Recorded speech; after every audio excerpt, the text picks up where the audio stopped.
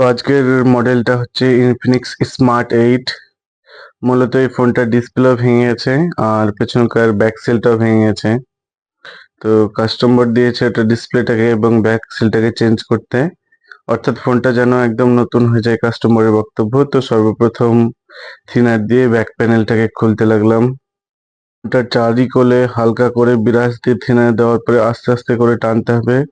অনেক সময় এটা হিট দিয়ে টানলেও হয়ে যায়, তো এটাতে আমি আর হিট দেবো না, কারণ অর্ধেকের বেশি ভ্যাক্সেল অলরেডি প্রথম থেকেই ওঠা আছে।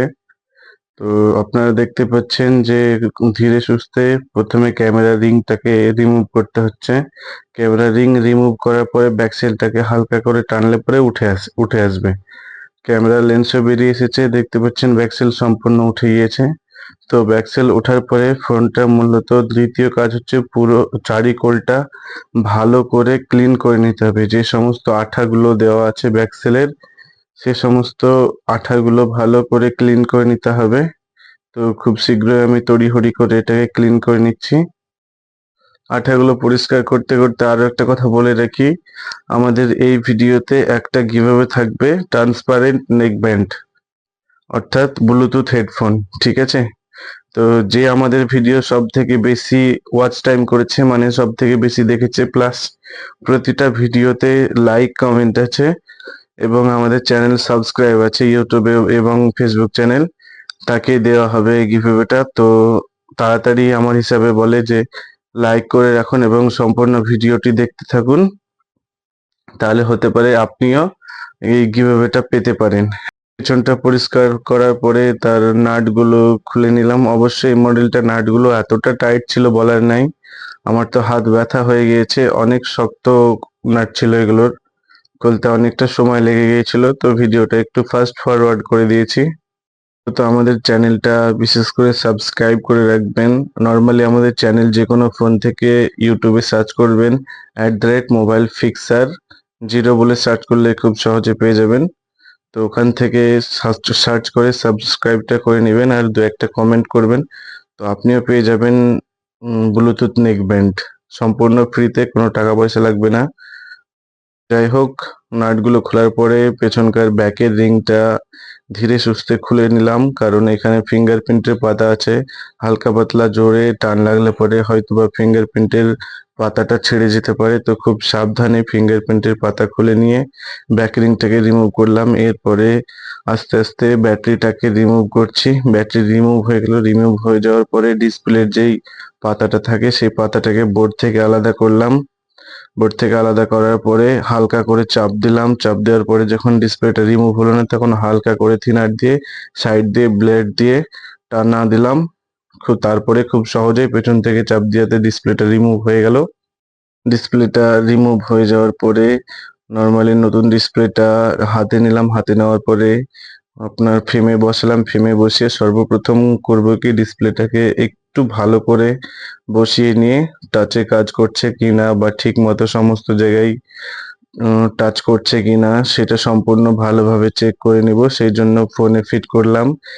এবার ফোনটাকে অন করলাম। অন করার পরে আপনার এটাকে অন করে ডিসপ্লেটা চেক করব। তো ফোনে একদমই চার্জ ছিল না। তো এই ফোনটায় যে ডিসপ্লেটা লাগানো হচ্ছে সেটা ক্রাউন। আপনারা জানেন যে ক্রাউনের ডিসপ্লে নরমালি খুবই ভালো হয়। এটা টাচ রেসপন্সিবিলিটি বলুন বা বাকি সমস্ত জিনিস খুব ভালো পাওয়া যায় এই ডিসপ্লেটাতে। তো অনেক সময় আমি এই ডিসপ্লেটাও ব্যবহার করে থাকি সমস্ত ফোনে। তো চার্জে দেওয়ার পরে ফোনটাকে অন করে টাচ চেক করলাম যে টাচে কেমন কাজ করছে। খুব ভালো টাচ রেসপন্স দেখতে পেলাম। তো এই ডিসপ্লেটাই এবার লাগাবো, সেই জন্য দুবারা আবার ডিসপ্লেটাকে ফ্রেম থেকে রিমুভ করছি। রিমুভ করার পরে অনেক সময় খেয়াল করবেন যে এটার নিচে চার্জিং সেকশনে কাজ করে কি না। অনেক সময় দেখা যায় ডিসপ্লে তো ঠিক মতো কাজ করছে কিন্তু স্পিকার চলে না বা চার্জ হয় না বা মাইক্রোফোনে কথা হয় না। তো এই জন্য আপনাকে সম্পূর্ণ ডিসপ্লেটা খুব ভালোভাবে চেক করে নিতে হবে ডিসপ্লেটা ফিটিং এর আগে। আপনি যখন ডিসপ্লেটা ফিটিং করার জন্য ডিসপ্লেটাকে আগে ভালো করে চেক করে নেবেন, কারণ আপনার কোনো রকম, আপনি যার কাছে ডিসপ্লে কিনে নিয়ে আসেন সে আপনার একবার যদি ডিসপ্লেতে কোনো রকম গ্লু লেগে যায় কিংবা কোনো রকম স্টিকার উঠে যায়, তো সে ডিসপ্লে কোনো রকম ভাবে আপনার কাছে রিটার্ন নিবে না। এক কথায় ডিসপ্লে কোনো ওয়ারেন্টি গ্যারান্টি কিচ্ছু হয় না। আপনি নিয়ে আসবেন, সিল কাটবেন, সিল কাটার পরে ডিসপ্লে যদি আপনার চললো তো চললো, না চললো তো না চললো, সেটা সম্পূর্ণ আপনার দায়িত্ব। আপনি যার কাছ থেকে নিবেন সে কোনো রকম দায়িত্ব নিবে না। তো সেই হিসাবে ডিসপ্লেটাকে খুব সুন্দরভাবে একবার নয় ২-৩ বার চেক করে নেওয়া দরকার। আপনাদের মতামত কি আমি সেটা জানি না।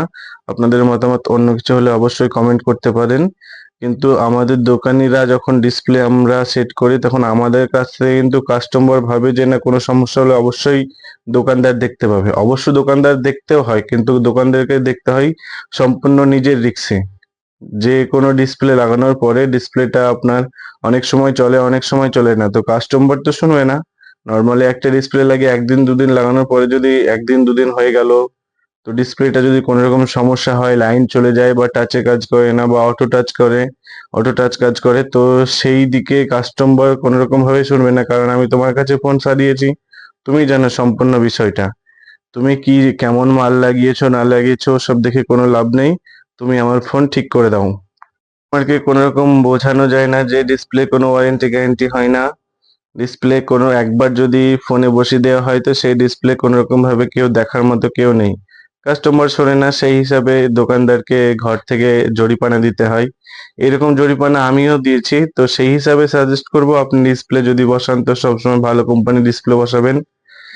আপনার ভরসাযোগ্য কোম্পানি যেটা সেটাকেই সবসময় ইউজ করবেন। আমি যেমন ভরসা পাই মেট্রো, ক্রাউন, নাইস, ডাব্লিউডি এই সমস্ত ডিসপ্লেগুলোকে মোটামুটি খুব ভালো মানে সাজেস্ট করি আমি। আমার কাছে খুব ভালো সার্ভিস পাই।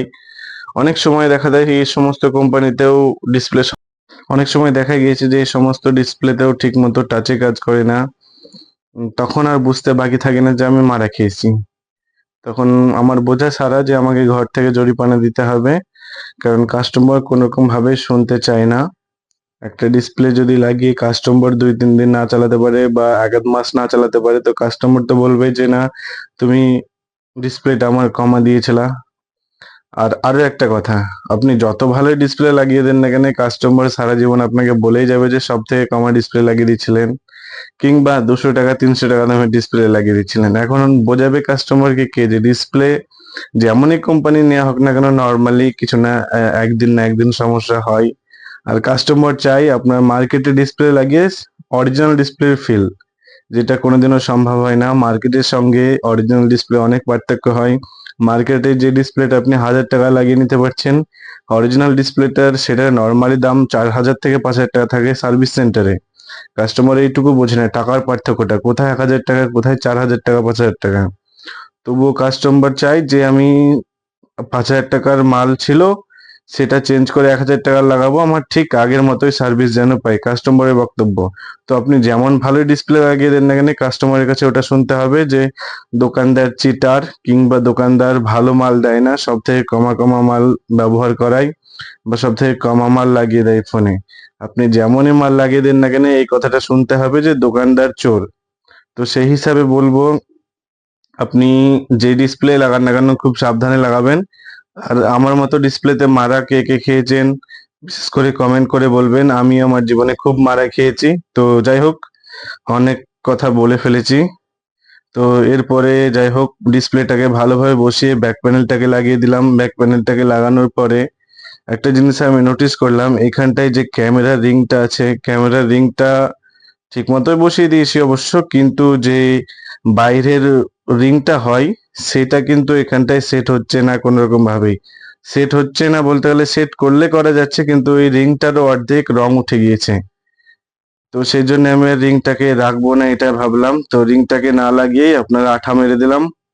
আঠা মেরে দিয়ে ক্যামেরার লেন্সের উপরেও গার্ডার মেরে দিলাম যাতে ক্যামেরার লেন্সগুলো বিশেষ করে খুলে না চলে যায় এখন। আঠা শুকিয়ে গেলে তো আর বেরোবে না।